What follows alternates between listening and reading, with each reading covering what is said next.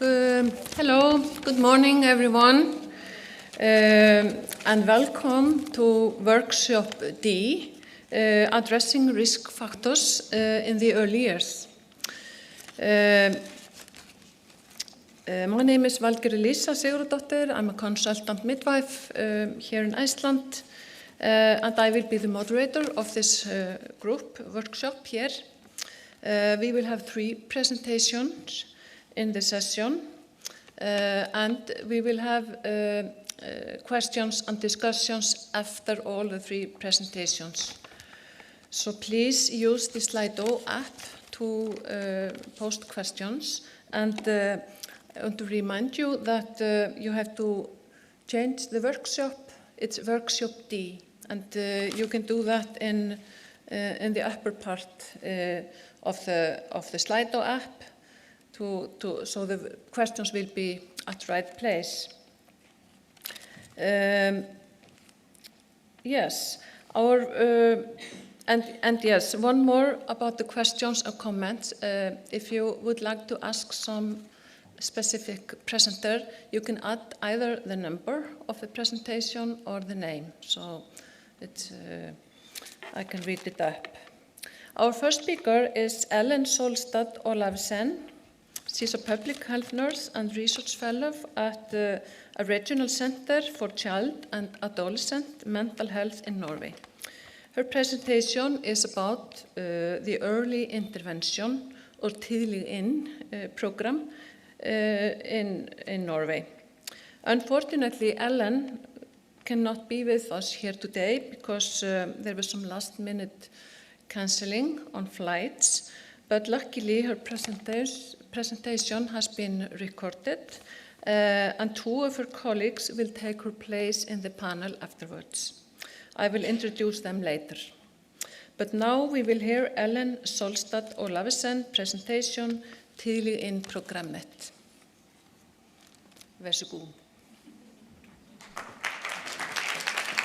Hello, my name is Ellen Solstad Olavsen. First, I would like to congratulate the committee on the important work with the first 1,000 days in the Nordic countries and on this final conference. I am sorry I cannot be with you in person, but my colleagues from Early In are present and will be happy to answer any questions you might have, and they will join in on the panel discussion later.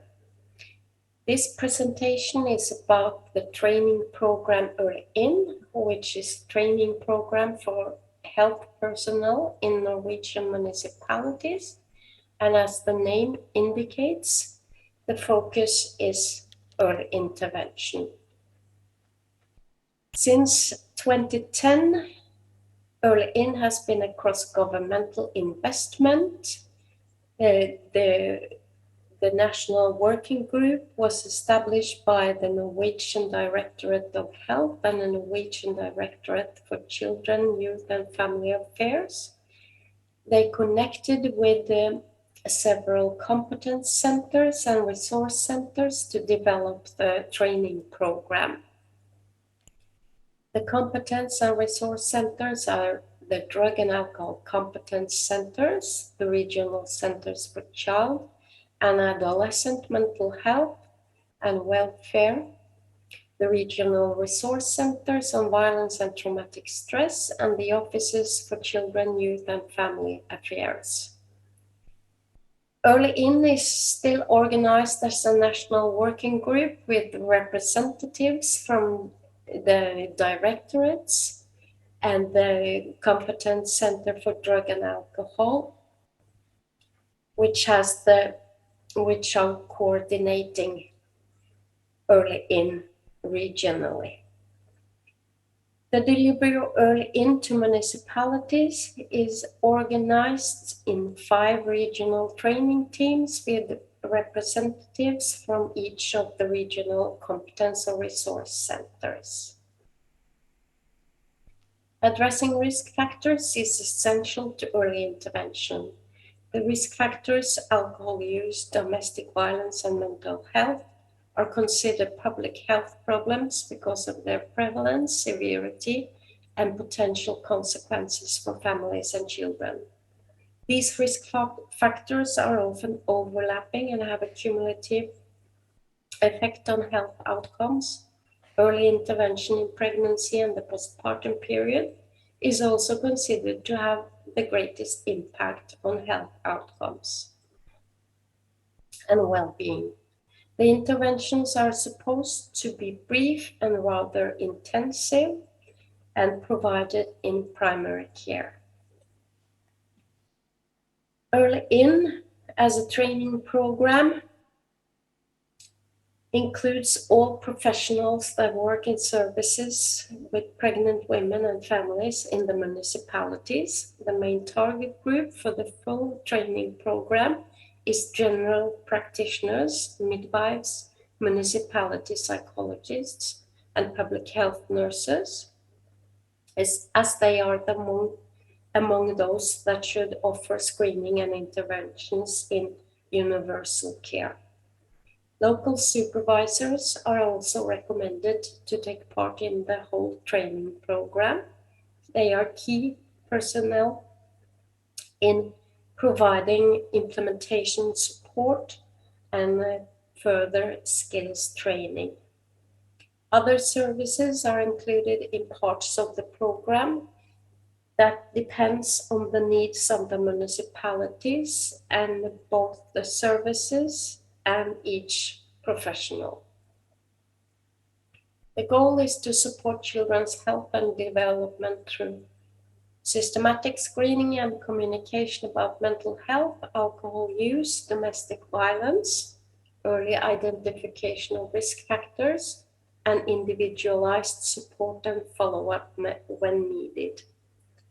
Personalized transitions from prenatal to postpartum care, especially for those in need. Development of routines and procedures to ensure quality, best practice, and stepped care is also an essential part of the training program. By systematically using screening tools, professionals can engage in conversations about substance abuse, mental health, and domestic violence. Screening is not a standalone act. The clinical assessment and conversation is the essential purpose. Screening and conversation should also clarify who needs follow-up, referral, collaboration, or stepped care. In it is essential to keep the child in mind because children's development must be seen in a broader perspective, and including caregivers in the health services is then an important part of providing family-centered care. Even though the information, the screening, and the interventions are directed towards the parents, the child perspective is essential as the child itself often is a motivational factor for change and help seeking in the perinatal period. Universal information also aims to destigmatize challenges and promote hope and help seeking when parents struggle or experience difficulties in the perinatal period. Offering support should be done in a caring and respectful manner and take place in primary care with a known helper.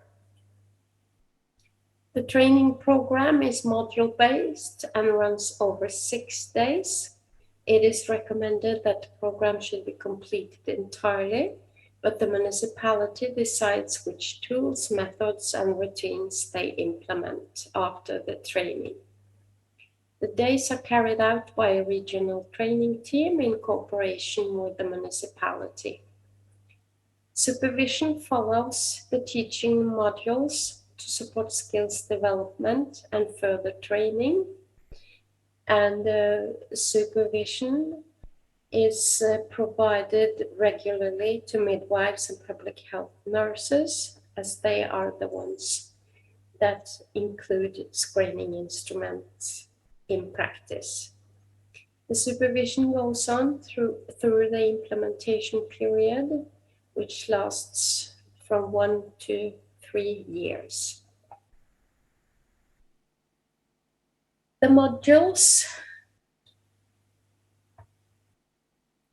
The first module is delivered by the Competence Center on Alcohol and Substance Abuse and focuses on empathic communication, creating and working alliance with the woman or the parents. The first module also includes the municipalities background for engaging in early in and also the background for early in as a training program. Horus also is responsible for module 2, which focuses on alcohol and pregnancy. There is an introduction to a screening tool and motivational interview, which is done by lectures and training in module 2. Recently, Audit has replaced Tweak as screening tool. That is because Audit has a higher validity and it's easier to understand and easier to use, and is also suitable for both parents. Motivational interviewing is a collaborative conversation style to promote behavioral change and strengthen individuals' motivation and commitment to change. One day cannot fully educate the participants in motivational interviewing, so the Competence Center also provides a full course in motivational interviewing for those who are interested. Module 3 focuses on perinatal mental health, especially depressive symptoms and depression, and gives an introduction to EPS and listening visits as an intervention. The Regional Competence Center for Child and Adolescent Mental Health and Welfare is responsible. Module 4 focuses on parents' history of trauma, violence, and current situation. The introduction is about standardized questions and how to provide follow-up when needed. The Regional Resource Center for Violence and Traumatic Stress is responsible for Module 4. The Edinburgh Postnatal Depression Scale, developed by Cox, Holden, and Zagowski in the 80s, is a widely used screening instrument to detect depressive symptoms in the postpartum period. It is valid and reliable and can also be used in prenatal care. And recently there has been a request for a suitable screening instrument for partners also. We don't know how well the EPS works for fathers, but both fathers and practitioners are requesting a screening instrument. So that is something that we need to follow up on. Listening visits is the intervention provided when practitioners detect depressive symptoms. Listening visits are based on Carl Rogers' person-centered approach and is delivered as a four-session intervention over 4 weeks, and then evaluated with the woman, and decisions are made about further follow-up referral, or specialized care. Module 4, which focuses on adverse childhood experiences, history of violence, threats, and the current situation, is assessed through standardized questions, which are based on the abuse assessment screen. The Regional Resource Center has made a decision not to use a form for screening in the consultations, but rather use standardized questions to be more free to elaborate on each theme that occurs through the interview. The interview is about exploring individual history and the current situation, and the practitioners also provides this information and guidance both through pregnancy and the postpartum period, and with both parents, and the practitioners also develop how to help and support and safeguard families in this module.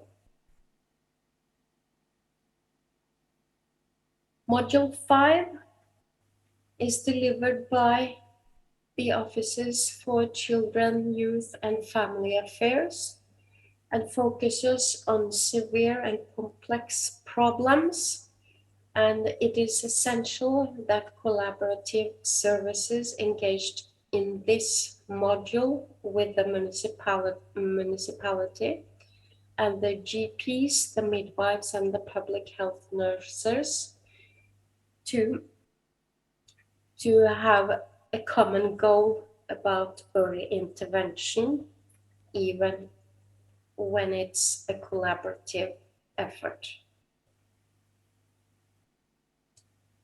Module 6 is delivered about a half year after Module 5, and the municipality itself is responsible, together with the regional training team, to present their work so far, their decisions regarding screening instruments, methods, and how they have developed routines and procedures and referrals and pathways for stepped care in their own municipality.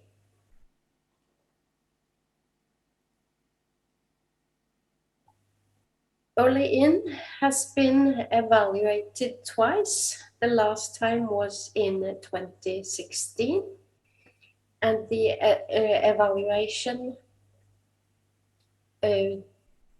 was done by interviews and surveys on different levels. Both users, practitioners, coordinators, and the regional training teams were included in the exploration of experiences of Early In.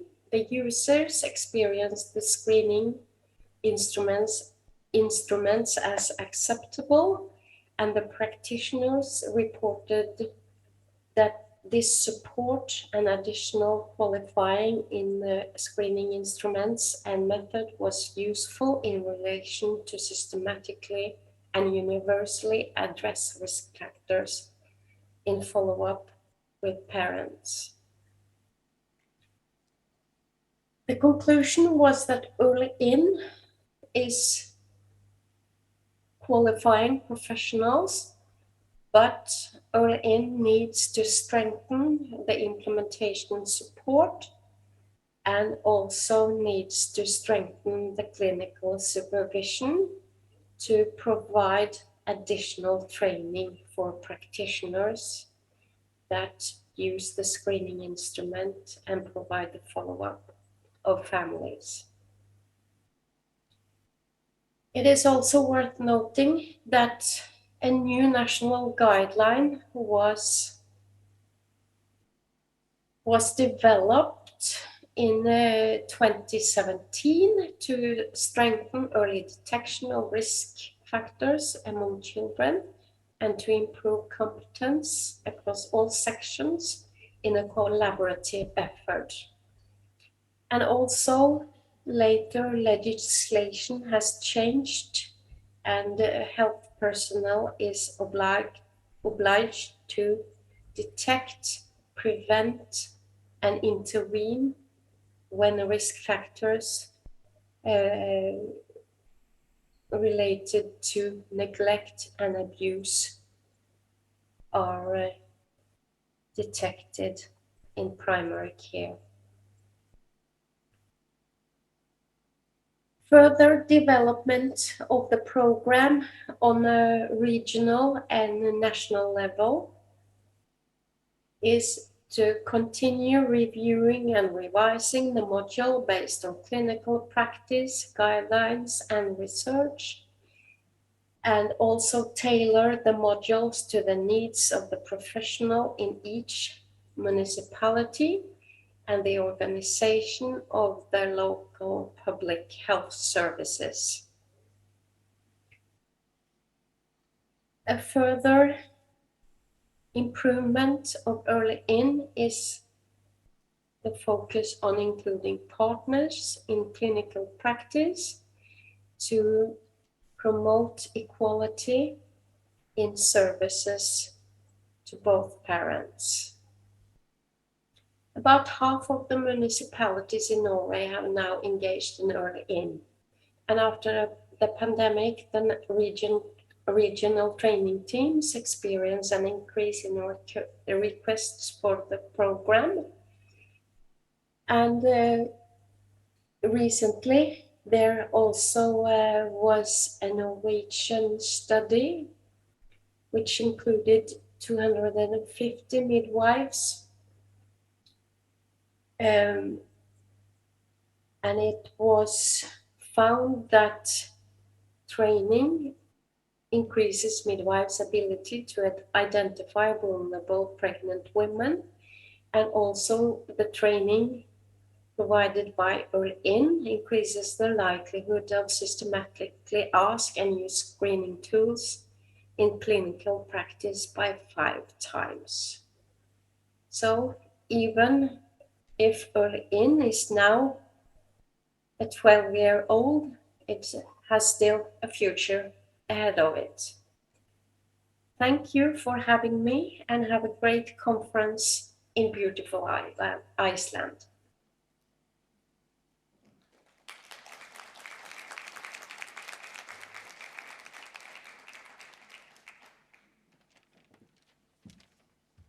It's very strange to thank you, Ellen. Strange to not having her here. Our next presenter comes from Finland. Ulla Korpilahti has worked for nearly 20 years as a public health nurse in maternity and child health services and sexual and reproductive health services. She is a development manager in the Finnish Institute for Health and Welfare and is now undertaking a PhD in public health. The title of her presentation is Non-Violent Childhood in Finland, Implications for the Early Years, and it's introducing a new action plan for non-violent childhood in Finland. Welcome, Ulla.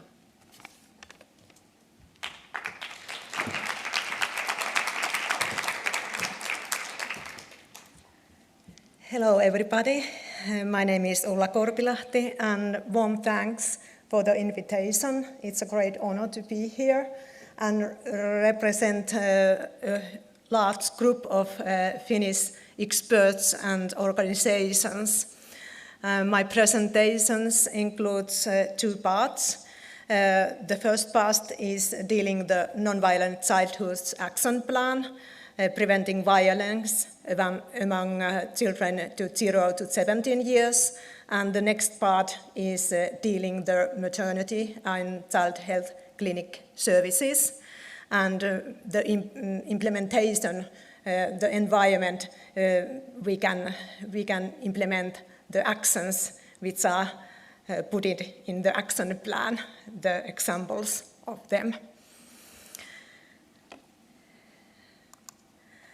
The action plan was launched 2019 in Finnish, and the language versions are available from 2020 in English and Swedish, and I have linked in the end of my presentation both of them, also the language versions. I think that the few of these people in here are speaking Finnish. Some of my colleagues are here also. Our action plan contains 93 actions for preventing emotional, physical and sexual violence. The age group is 0 to 17, as I said earlier. And the different growth and operating environments are included. And it's the basis is the rights of the child, and inclusion also one of them, and the factors that protect against violence, as well as risk factors. And I have also from these a few words later on.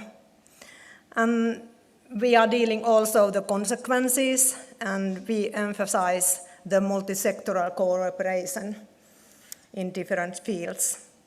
And of course, we have so 7 Inspire strategies involved in our action plan, and also these goals 5 to 16.1 and 16.2 from UN Sustainable Development Goals. As well, this spring we have launched Lanzarote and Istanbul new implementation plans in Finland, and they are going to be the language versions later on. And if you are interested in these language versions from these implementation plans, I can send it when they are published. Our action plan is it's like a handbook. It's 600 pages, 14 chapters. But don't be afraid. You can take it apart, which are in your interest, and take it already. And the actions are split into these chapters. And the chapter 2 is protective factors, risk factors, and consequences. I think that's a chapter which are in your interested area also, this audience. And we have also this statistical review included, the rights of the child, legislation and so on in national level and in international level also. And there is inclusion, one chapter name, and the multidisciplinary cooperation and exchange of information is in every chapter of this action plan, not especially in this chapter 6, but in all some kind of cooperation. And then we have safety skills, education, including sexual education, and domestic violence in the family from the perspective of children and young people. And I think also this chapter 8 is important for those who are in this audience, in this conference specific. And also the older children and the other environments, internet and so on, digital media is included in chapter 9. And also we have 3 chapters dealing the sexual violence, different kind of sexual violence, and minimizing the harmful effects. And then we have this also first time in Finland we have published this sexual violence environments, as I said, the chapter 11, the digital media, and also the chapter 12 is the first time we published something like that, and the actions dealing the harm assessment in sexual offenses. And this chapter 12 is included as a part of doctor's training courses in Finland. And there is specific 2 chapters which are dealing children in vulnerable situations and specific issues, but these issues are also taken into account in the other chapters also. We have established a steering group. It's nominated by THL. It's included 4 ministries and 28 expert organizations, like Expert Agency of Education, and ITLA Foundation is involved also. And this steering group is responsible for making that action plan, but also for monitoring and the evaluation. We are going to do this next autumn, mid-time evaluation, and then we can make maybe some new actions also included to the action plan. We have done an ongoing process, well done collaboration with the Barnahus in THL, and as well as the End Violence and Pathfinder network. Maybe you are familiar with these networks also. And in this publication I linked WHO. It's mentioned our action plan as an example of a good implementation, the violence prevention in national level. We don't have any specific financial in this our action plan, because as a rule it's promoted as a part of different organizations' own work, especially the steering groups. Organizations are committed to implement these actions as a part of their own work. And of course, we need various programs and projects, and the calls for funding applications it support the implementation. Some actions need specific financial issues, but we are going to have it as a permanent work, not this project work. As we have heard in this conference before, there is lots of work professionals, experts are doing, families themselves are doing, promoting child's mental health, families' mental health, and it's included many things. I just take a couple of them. The functional interparental relationship and culture of warm and nurturing parenting is really important of protective factors in perinatal period, and of course the sense of self-efficacy and have age-appropriate or tailored information and support and help whenever it's needed. And I think that that's familiar for you also. It's adapted from Felitti et al. From 2019. The protective and risk factors which are accumulating if you have adverse childhood experiences and abuse, neglect, violence, any kind of violence during the childhood. And then it's accumulating more you have, more risk factors and behaviors can be social, cognitive, and socio-emotional impairment. And it caused later on diseases and early death in worst cases. And then what we can do, and in Finland we have long and well monitored tradition.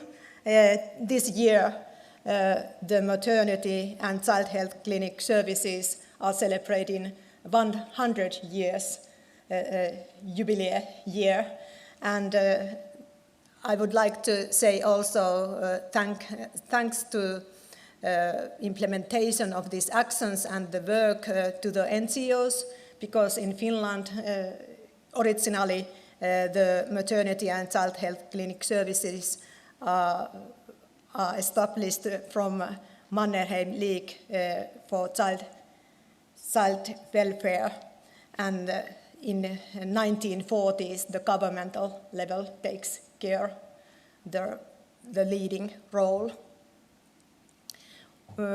We support parenthood through these services and mental health also, and help children and youth and families. But we have good legislation and guidance, but despite of these, some children in Finland are still subjected to violence, both physical and especially emotional. And we need monitoring, we need coordination, we need leadership, we need training, and in national work and supporting the professionals. And we have a year ago, we have launched Finnish child strategy in Finland first time, and the violence prevention is one part of it. Next, I will introduce some points from maternity and child health clinic services. They are available every family in Finland, free, and almost all of families are using these, also the immigrant families. And every family needs support. Sometimes we are asked if why we are checking the health children and health pregnant women, why we need to do it, why we do it to the specific groups. But if we do it, we do interventions only to the specific, when there are specific needs. We are like firefighters going to stop the fire spreading. But if we are working early, we can prevent it happen. The acting early, the benefits are clear, services are evidence-based, the national guidance is nowadays available for personnel in new database, and the safety issues is in every appointment presence, preventing violence, preventing injuries, which is the other aim of my work. And also there's a safety environment for the children and family. And when the same public health nurse is working with family in maternity clinics and also child health clinic care services, it's confidential relationship. It makes possible to identify needs for support and speak up early. As we know, mental health problems and also the violence is sensitive issues. And if the person you are heading in the appointment is a new one, it's going to be not so easy to speak up these issues which are really personal to you and which are many times feeling shame about. We have scheduled appointments and health visits at clinics. We have extra visits whenever it's needed, and also scheduled home visits. And the benefits, it's one research article linked over there. And we have also once in maternity time this extensive health examination, and 3 times during the child is in the child health care clinic services. It's targeted at specific age groups, and it's an opportunity to gain a broad understanding of the family living conditions and the family situation, and on the interaction between the child and the adults. What are the health issues? What are the problems and worries, but also strengthening families, empower the families. And I don't get it step by step, but you can read it afterwards. It is scheduled appointments in maternity clinic services, and there is a red arrow that shows the extensive health exam. And during the first year, at least 9 health visits, and 6 between the ages 1 and 6, and then extra visits whenever it's needed. And this is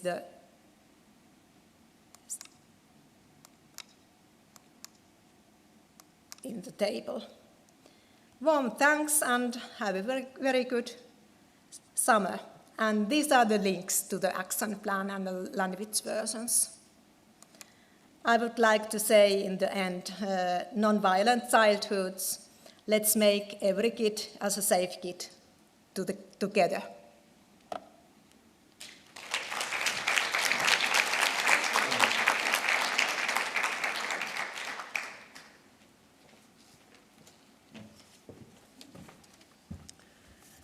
Thank you, Ulla. Very good, your final words, message to us all. I want to remind you about the Slido app to add questions for the panel afterwards. Our final presenters today are Michelle Coles and Camilla Dolberg-Smith from Denmark. They will introduce the Danish family outpatient clinic model, which has been established in all Danish regions since 2011. The presentation describes how to integrate and develop new knowledge and methods for early prevention for families. Camilla is the head of development and projects at Ø-stifterne. For the last 4 years, she has been the head of the family outpatient clinic at Amager with Hospital, and is a well-known specialist. Michelle Coles is a midwife specializing in early family building for families with psychological vulnerabilities and social challenges. She has been working on this field for 20 years and was a part of establishing the specialized antenatal care at Rigshospitalet in Denmark. Camilla and Michelle, welcome. The floor is yours.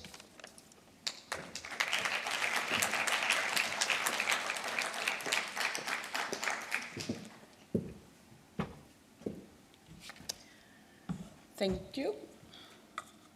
Thank you for having us. Thank you for the invitation. In Denmark, we have this expression called rosinen i pølseenden, which is the last of the bunch. And that's us today. So thank you for hanging in there, and we'll do our best to make it worth your while.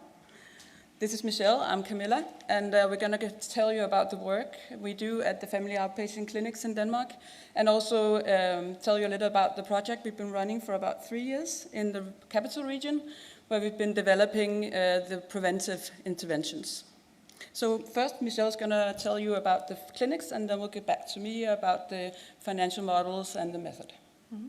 My name is Michelle Koth. Thank you for having me here for the speech today. I'm a midwife and head of department at the Family Outpatient Clinic in the capital region. The greatest gift we can give our children is a stable and loving family. I think we will all agree about that. That's the fundamental for all of us to grow and develop as a strong and independent, happy people. We try to do and help families every day in Denmark in our family outpatient clinics. We have 5, one in each region, and we have also satellite clinics working from the family outpatient clinics so that we will cover the whole of Denmark. We help families with mental health issues. And we help infants and early childhood. We work with infants we co-work with infant and early childhood psychiatry in the capital region also. We co-work with the child adolescent services and the social service department. And we do also work with treatment programs for substance abuse in local authorities and the civil society. The purpose of the family outpatient clinic is to ensure early intervention. We want to prevent and minimize severe implications of substance abuse and alcohol on unborn and born infants. We assure high quality, interdisciplinary and cross-sectoral care for psychosocially vulnerable families.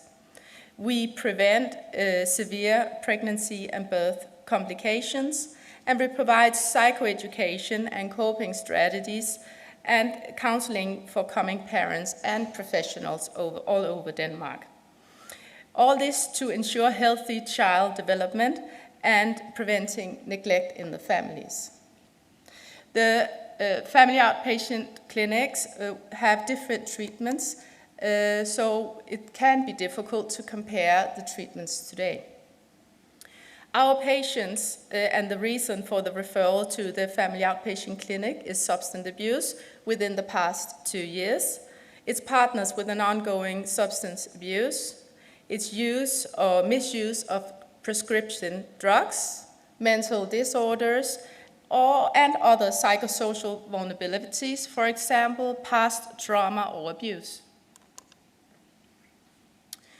The referral to the family outpatient clinic is very systemized. We use ProData, which is a digital questionnaire that we will send to the women before they attend the hospital for the first time. We do resource identification first to motivate the families, and we do risk detection to find out which family needs an individual scheduled appointment. We do screenings, and after that, we do the individualized prenatal care. We, in the capital region, attend to 750 pregnant families a year. We do interdisciplinary work. We have head of department, which is midwife and obstetrician. We have secretaries, obstetricians who give care every day. We have healthcare social workers, coordinating midwives, and in Capital Region we also have psychologists and health visiting nurses at the maternity ward.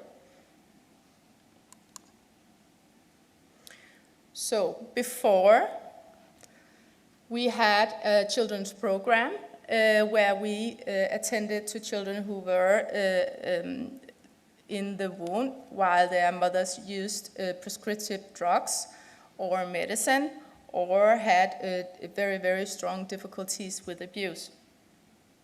We had to close that program because of lack of funds in the Capital Region, so now we only have these programs in 3 of the 5 outpatient clinics in Denmark. And this is at that point of time in 2018 where we closed and said goodbye to the last child at the family outpatient clinic. I met Camilla. And this is a slide of what was the course of treatment when we met, and the reason the children's program is in these dotted lines is because it just disappeared. And one of the things you told me, I remember when we met, is that this is also a picture of how you saw the situation. Maybe you could elaborate. We could see that our families have a great variation of different symptoms. They had violence, substance abuse, mental illness, psychological and emotional neglect and trauma, and other difficulties. We could see that they had one thing in common, and that is that they had very big difficulties regulating their own emotions. They had a history and upbringing with nurture and multiple risk and load factors as psychological, socially, psychiatric, and emotionally vulnerabilities. So this was a very complicated picture of symptoms. We were primarily doing error findings and sending referrals to the municipalities, and we were doing symptom treatments for these families. But we knew that we could do much more. Yeah. So I'd just say that Østifterne is a charity trust or an association. We have about 50 million Danish kroner a year to invest in social interventions and prevention. So when I met Michelle, I asked her, so if you know this window is there, what is your vision? We know that the pregnancy is a window of opportunities. We know that our families are very motivated to make a change for themselves and for the children. The child in the womb is the motivation, and they hand out to us for help, and they're very, very open in this period of time.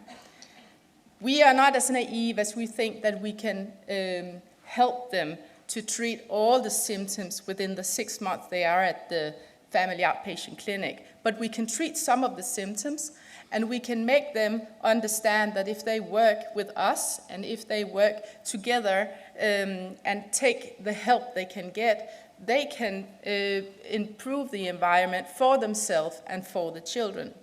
We wanted to look at the roots because we could see that it was the roots that was the main cause of all the symptoms for the families. And we wanted to do this together with the region, with the municipalities, and with the civil society, because we need, normally you say it takes a village to raise a child. We need to co-work about this to help the families in the long term. So what we wanted to do is to strengthen the alliance between the practitioners and the family. We wanted to give them psychoeducation, give them coping strategies, and preparing for and strengthening the early parenthood already in the pregnancy. Yes, so this was the vision, and the job was then to find out who were the right partners to make this happen. So what we did was that we teamed up with different partners. Østifterne is at the bottom, as what I represent, and you have the hospital in the middle, and then we have the Mary Foundation, which is an NGO or a foundation in Denmark who has a specific violence, you call it, whatever. So they were hired to help us build a screening model and an intervention model in the violence.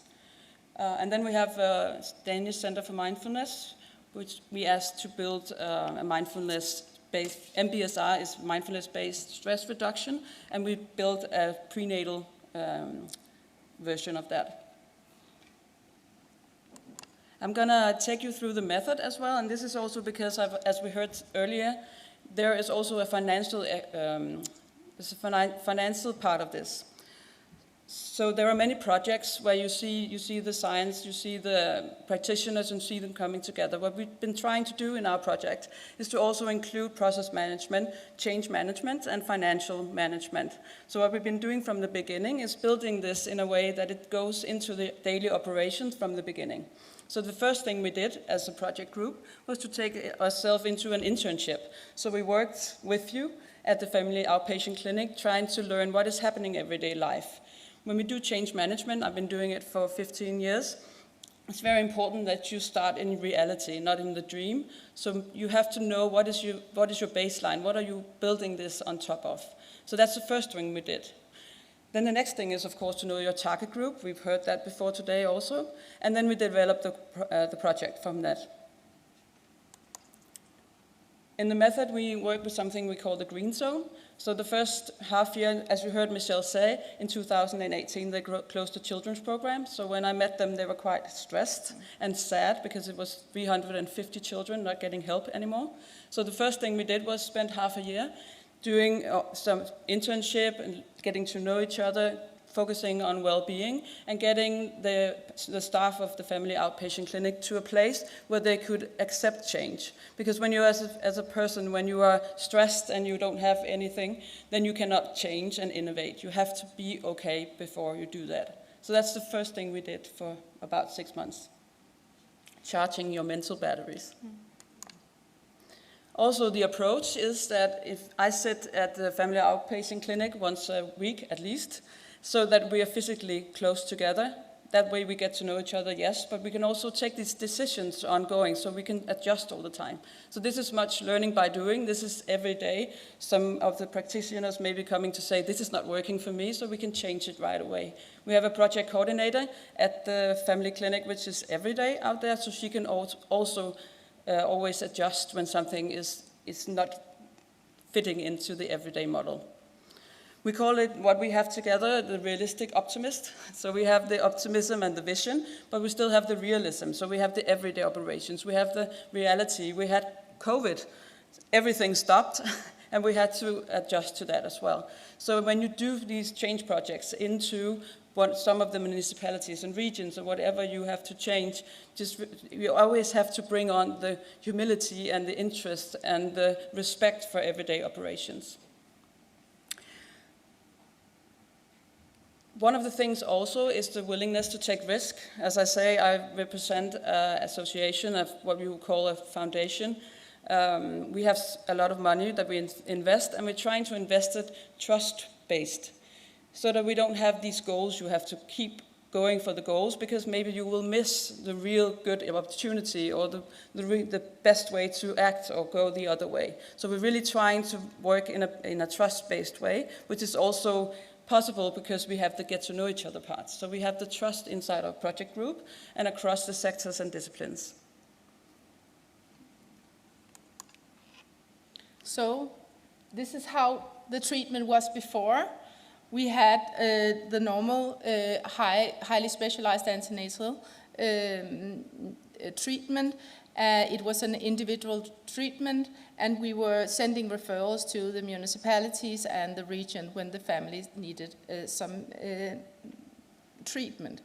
We did some bridge building, but it was very difficult to be aware when we sit in the hospital which projects are opening and closing in the municipalities, and what do we have of possibilities to referral for the patients.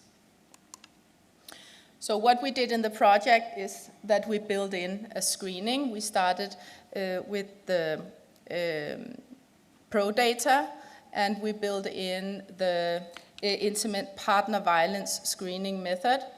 And we screened 3 times during the pregnancy. First time we screen in the pro data, the digital questionnaire. Second time we screen in week 14 to 18 at the normal midwife consultation. So this is all women in Amager Hvidovre Hospital 7,200 that will be screened for intimate partner violence in the normal consultation. And the midwives will ask again in week 28, more indirect, and we do this with respect and with care, and we do it while we talk to the women also about smoking, other health issues, mentally problems, alcohol, or other questions about the mental health. We did new treatments in the program. We have conflict managing groups. If the families are positive for the intimate partner violence screening, they will be referred to the family outpatient clinic, and here we can offer them the conflict management group. We can offer them the prenatal mindfulness-based stress reduction program, which is a valid program that we are building for perinatal care now, and we are testing it. We have a group for parents with mental illness, and we reopened the children's program. The family outpatient new treatments in the clinic is also to do classes, perinatal or antenatal, for the family with the psychoeducation and with the coping strategy. So the families can have special customized care, and they can change in between the treatments so that the clinics and the family together decide what is suitable for them. So early results and learnings, 2.5, 3 years into the project. The IPV screening is doing excellent. The screening program is already implemented and effective, so the midwives have been screening now for 2 years. We find 1 to 3 cases of violence every week in the normal area, in the normal midwife consultation. So these were families that we were not in contact with before in the special field where I come from. And we find 1 family every week in the family outpatient clinic on the high risk level. That is 1.5 to 3% of all women giving birth to Amager Hvidovre Hospital alone.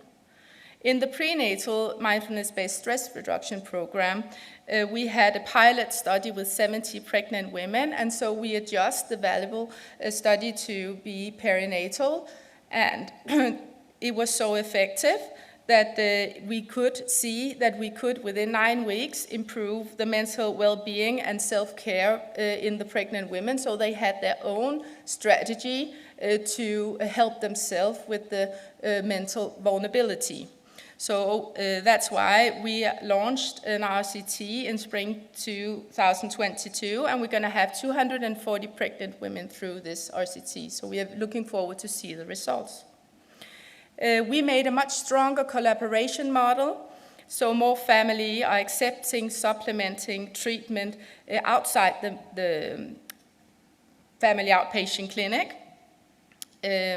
We did a much better overview for the clinics, so we made a digital referral guide, so it will be much easier for us to connect the families to supplemented treatment outside the clinic in the civil society, in the region, and in the municipalities. So this was the previous collaborator model. It was the total chaos. The women were seeking help themselves. We are handing out flyers, and very few of the women were accepted in the supplemented treatment. So now we build a new collaborative model. We do referrals from the outpatient clinic in the clinic. So our partners are joining us in the clinic. And we have, for example, Red Cross sitting there so that the families can meet them and they can be referred to their treatments outside the municipality. And we also have the municipality sitting every second week helping us to recruit families to their office. So what's next? This was a lot, but we still have a lot to do for the vision. One of the main things is, of course, to implement this not only in the capital region, but the rest of the country. Actually, this week, there was an action plan coming from the government about prevention of violence, which is one of the 22 suggestions is to do this all over the country, which of course makes us extremely happy. But I noted earlier that we have to make sure it makes it an implementation plan and not an action plan, so we will be working on that. Also essential for it is the economy, how is the financial model? So this is, I heard earlier, it's about 4.7 billion in Denmark a year, I think. And we built this in a way that it's about 20 million Danish kroner a year. So that's quite a good financial model or a good business case. The trouble is that that will be maybe in some time. So we also build it very cheap so that it will be easy for us to argue that this should be done, even though the savings will come later. Actually, we did it in a way so that it's 30 euros per family, which is not that much. So we're hoping that this will happen nationally. Of course, we'll also keep working with the documentation. We have evaluation, we have the RCT, and we also have an evaluation report on the violence part of it. We don't want to do an RCT there because we don't want some children to grow up in violence and some not. But we're trying to evaluate and document, of course, during all this project. Mm-hmm. There's an interesting one also at the bottom, the music therapy. Yeah, we wanted to give the families more opportunities, and we had a vision that we could help the families in between sessions at the clinic, because we have much more frequent appointments at the clinic, but we wanted to use the whole 6-month period so the families could train home. So that's why we are making an app with music therapy and meditation, because mindfulness-based stress reduction programs are not for all. So that we have this supplement that the families can use the app with self-help tools at home and in between sessions. And also we want to establish a clinical children's database, because we want to monitoring the children's program that we reopened again. Right now we will follow in the outpatient clinic in the capital region the children from 0 to 3 years, and we built the program into the pregnancy, so we will do psychoeducation of the parents within the pregnancy, also to strengthen the connection to the clinic. So we hope that the families will attend the program afterwards. But we want to learn more about the substance abuse and how it affects the brain of the children. We know a lot about alcohol, but we don't know so much about cocaine, amphetamine, and cannabis, which is the 3 largest drugs that they use in Denmark right now. This is just a partnership slide. So this is all the partnerships around the project. So we've been talking to a lot of things have been popping up. It's been the ethnical, as we've heard before. There's maybe some solutions we need to find there, and we have that with the SIRI, which is called in Denmark. And also we have a collaboration with the education institutions in order to get some of this new knowledge into their educational programs, so that we don't have to after-educate all the time. I think that's it. Mm-hmm. Thank you so much for listening, and I hope that we can have a Nordic collaboration about this highly specialized level, because we need to learn more, but we also need to do much more than we do today. So thank you very much.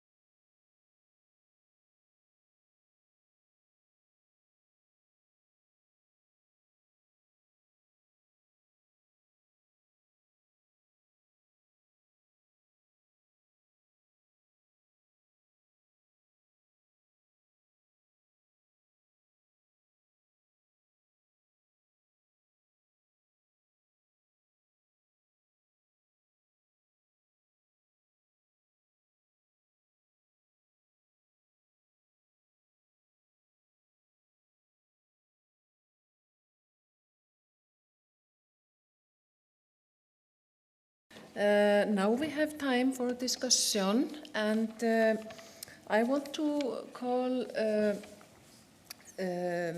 Ellen's colleagues from Norway, Nina Marta Stangeland and Anne Christine Bertelsen. They are midwives and advisors working at Chorus in the Tidlig Inn program or the early intervention program. And they will be here on the behalf of Ellen, who couldn't be with us. So, and there is still opportunity to add questions to the Slido, but okay, we are all here, yeah.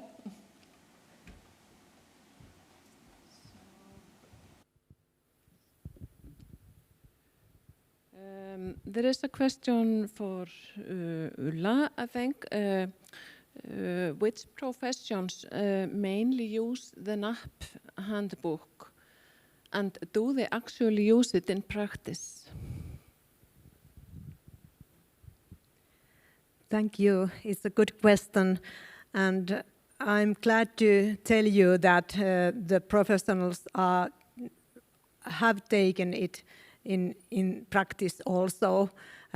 Public health nurses, nurses at hospitals, doctors, social workers, policies, teachers, early childhood education teachers and staff, and also the personnel in court and the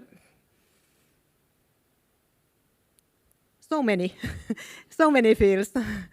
And I'm glad that it's research. It's based on research results, and I have worked as nearly 20 years as a public health nurse, and I know what it's like to work with families in hurry situations, and then you don't have time to look at the research results and what are they telling you, and then we put together in the NAP this information, and you can get it and in the practical way and take one part of it and use it which is needed for you.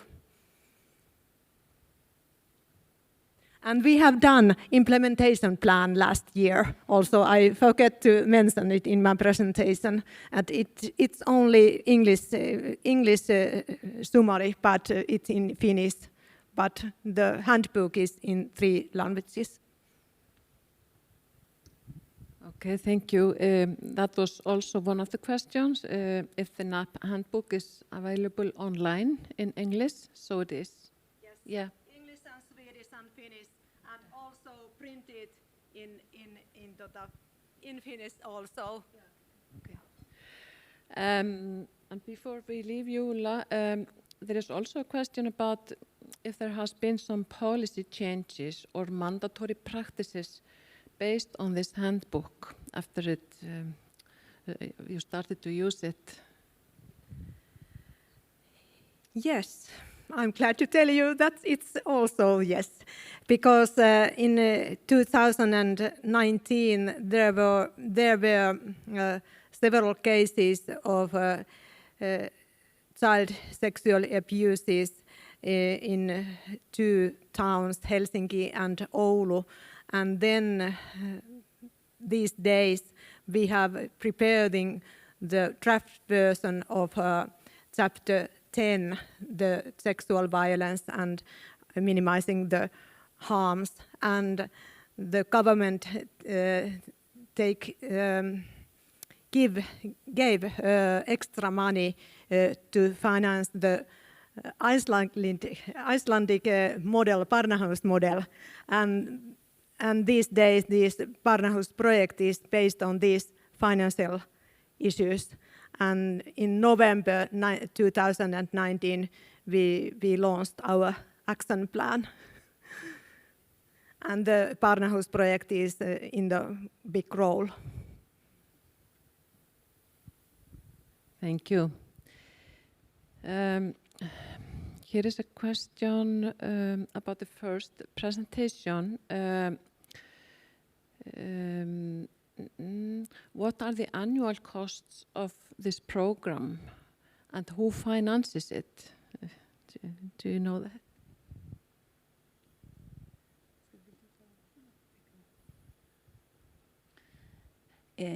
Well, it's free of charge for the municipalities, yes, and it's paid over the state budget through the Norwegian Directorate of Health.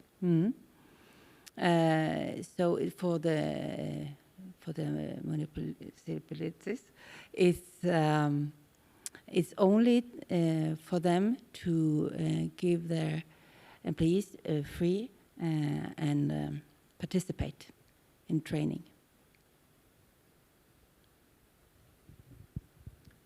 So it's financed by the public. Yeah. Okay. I think next question, it's rated number 2, but I think it fits to all of you. How do you reach families that don't seek or want helps or service?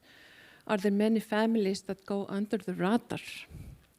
So I think it would be interesting to hear from all the countries. I can start with a little from Norway and the program Tidlig Inn, and the aim is to ask all the pregnant about alcohol use and violence and mental health. So it's an aim to ask and have a discussion with all the women. Maybe we can reach them, but we will open up that we will listen to them anyway.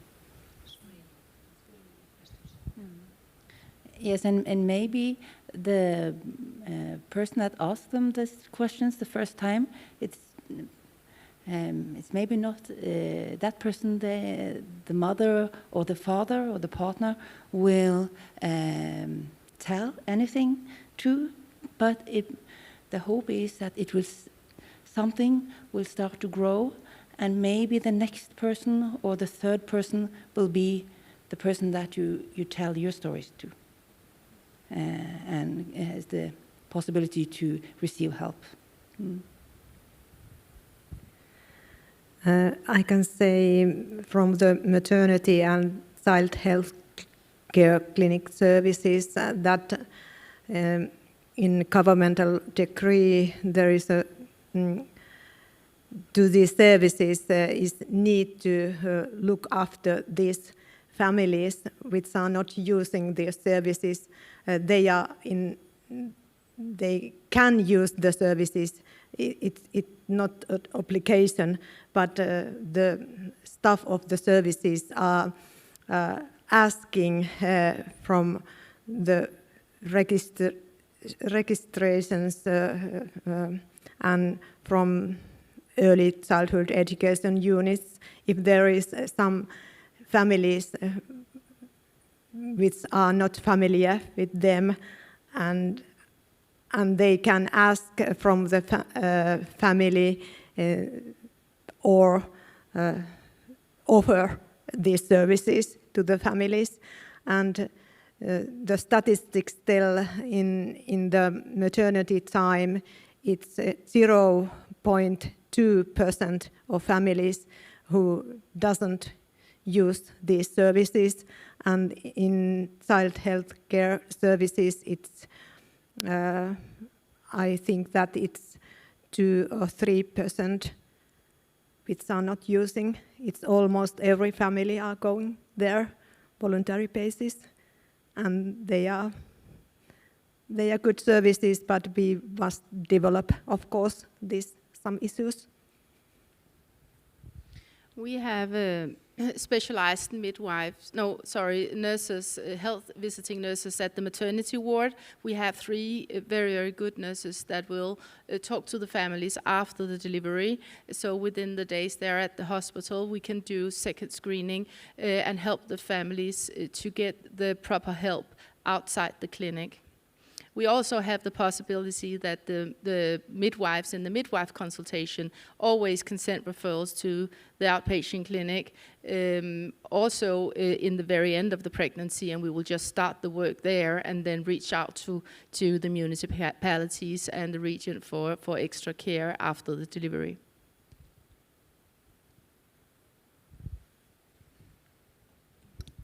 So thank you all. We have a question to Michelle and Camilla.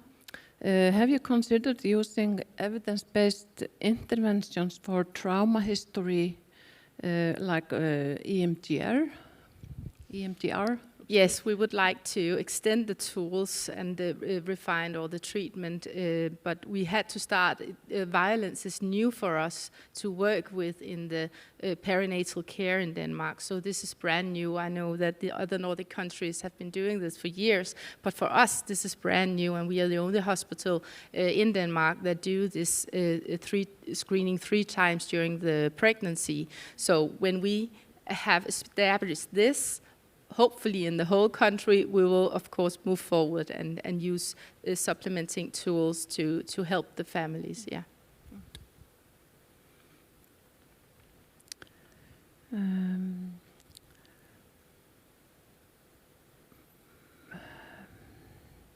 Yes, there is here one question about the modules. I think it's from Ellen's presentation.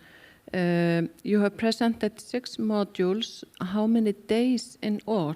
I think the question is maybe about if there is some time frame for these modules.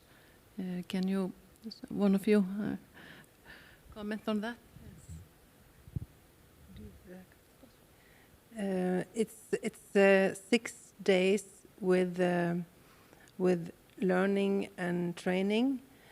But then there is 2 years with supervision for the midwives and the public health nurses, and if there is any doctors also, which is in the deal to get this program. And Mani says that it's the supervision who makes change in praxis for them. It's the most important.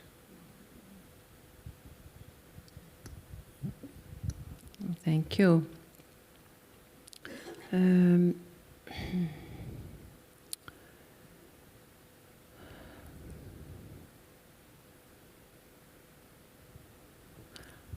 not sure I understand all the questions.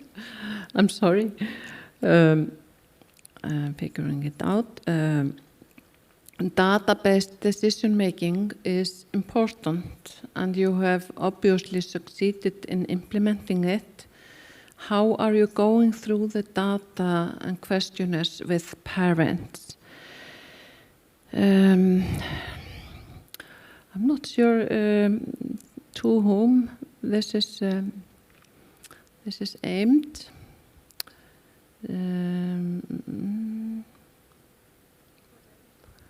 For the Danish, yeah, I believe so. Is it a question? Yeah. Yeah. The clinics, the midwives, they are presented for the questionnaire when the woman comes for the first time in the consultation in week 14 to 16, and she will address this questionnaire. If the woman is positive for intimate partner violence before the first visit, we made a notice in the journal. So we have like a referral guide, and which has color green, red, and yellow. So when the visitating midwife gets all the journals in, she will take all the red journals, and we will do a very quick visitation to the family outpatient clinic, so no woman will go around for maybe weeks reaching out without getting help. And then the midwives, they work with this questionnaire in the first visit, and she will use it as a supplement to the ordinary questionnaire that we ask.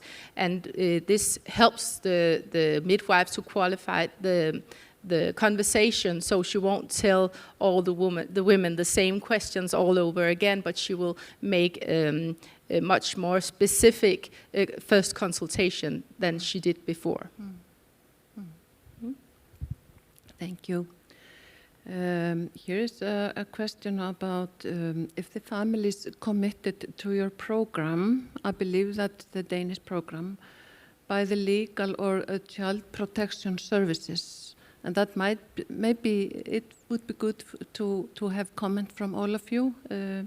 What about the admittance to the programs?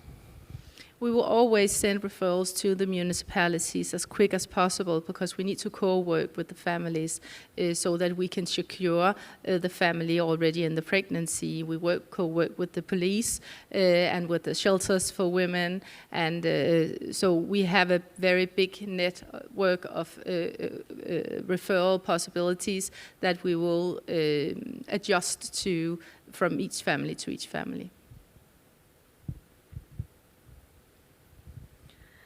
In our handbook, chapter 6, there is a multi-sectoral cooperation and changing information, and there is some issues dealing these principles, which are important to this, and also the child protection issues are handled in chapter 13. One